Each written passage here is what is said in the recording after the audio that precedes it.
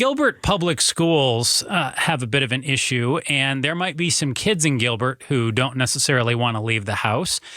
Gilbert is looking at whether or not they should put metal detectors in all of their high schools, according to their superintendent, Dr. Shane McCord. Why is it that the superintendents are always the doctors and the fancy names? So according to their governing board out in Gilbert, they're looking at adopting a model more like what Mesa has. And I guess Mesa does have metal detectors in all of their public high schools. Not necessarily the middle schools or the elementary schools, but all of the high schools have them.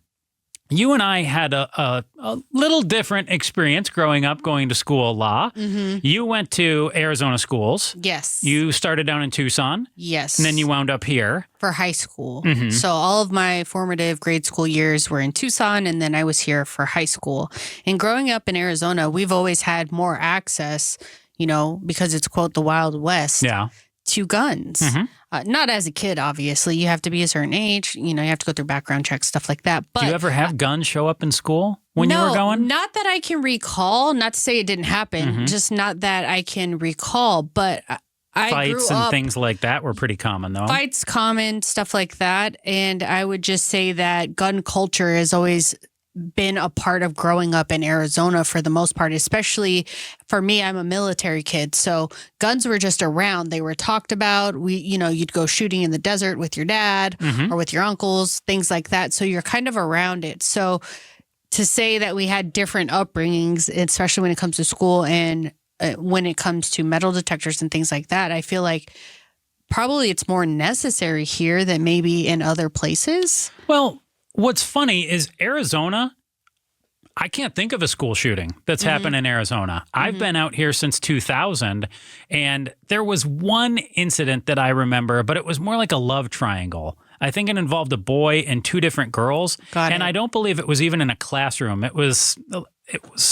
something twisted had happened between a boy and these two girls. It might have been two boys and a girl, but it wasn't like the Columbines or the Sandy Hooks that we hear about. Now, Arizona has had mass casualties. You think about Gabrielle Giffords down in Tucson. But luckily, that hasn't happened in the schools. And I'll credit the schools as well with, I do think they're doing something right. I don't think they're just getting lucky out here in Arizona. I think they take threats very seriously here, and they have caught people maybe in the act of or with plans to, and we're able to shut those things down. But I don't know that installing metal detectors in Gilbert schools is a bad idea. I mean, considering the access that we have to weapons. I think it's a really good idea. And there's this debate of, are you making school more like a prison or more like the TSA, or are you protecting kids, and is that necessary in 2024 and beyond? And I fall more in the latter camp where, hey, the world evolves and safety needs to evolve along with it.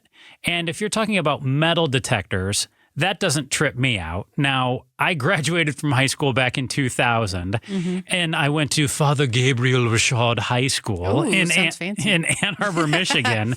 It was a Catholic school, small Catholic private, but boys and girls mixed. And before that, I went to St. Thomas Elementary School, and it was the basics. You get your English, your math, your science out of the way. I never even thought about metal detectors. And I remember in high school... You probably didn't think about school shootings either.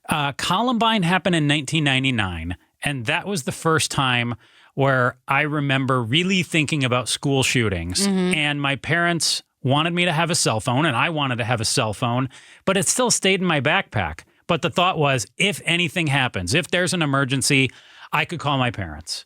Oh, that's why they got you the cell phone. It was never even that I would have the cell phone on me the whole day. It was just, hey, if something happens, and you'll have it, and you can call home. You can do whatever. But it just didn't feel like that was really going to happen to me.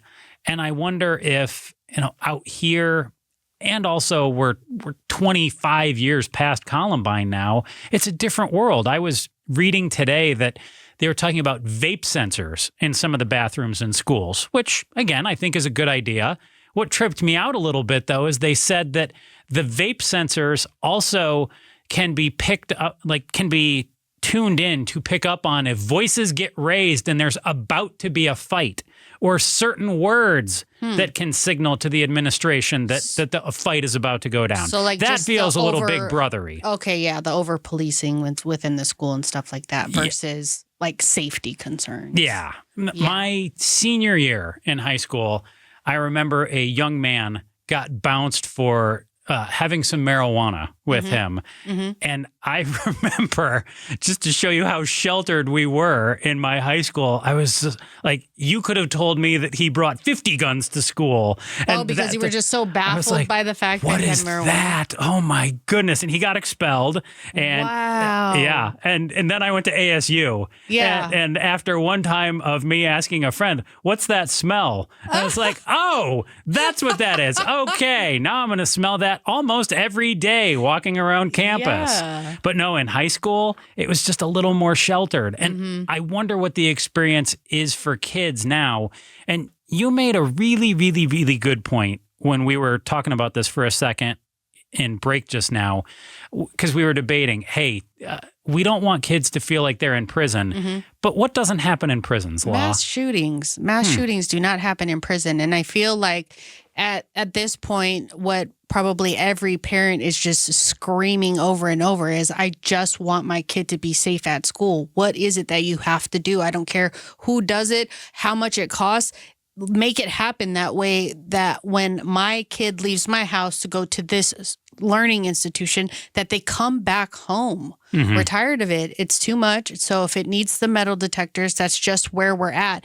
And obviously, you know, it may feel like some type of cold prison. Yeah, like a TSA or a prison. I don't know what it may feel like, but as long as it feels safe, that's going to supersede everything. And I feel like it's a crying shame that this is where we've gotten to, but the statistics show that these things continue to happen. They continue to escalate, and nobody continues to have answers for it. So can it start at the metal detectors? It's a plan of action. It's something between the student and harm. Thanks for watching The Chris and Joe Show. Click to see more from Chris and Joe, and tap the button in the middle to subscribe to KTAR News.